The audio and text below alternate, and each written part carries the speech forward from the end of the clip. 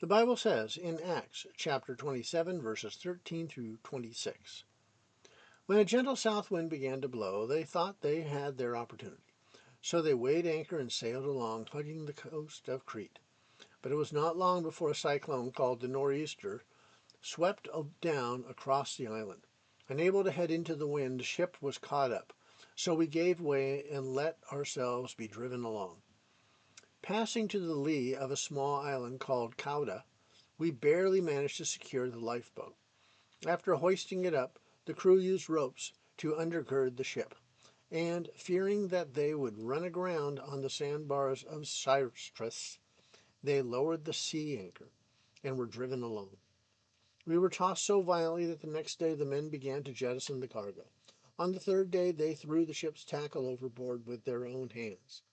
When neither sun nor stars appeared for many days, and the great storm continued to batter us, we abandoned all hope of being saved. After the men had gone a long time without food, Paul stood up among them and said, "Men, you should have followed my advice not to sail from Crete. Then you would have averted this disaster and loss. But now I urge you to keep up your courage, because you will not experience any loss of life, but only of the ship. For just last night an angel of God, whose I am and whom I serve, stood beside me and said, 'Do not be afraid, Paul. You must stand before Caesar.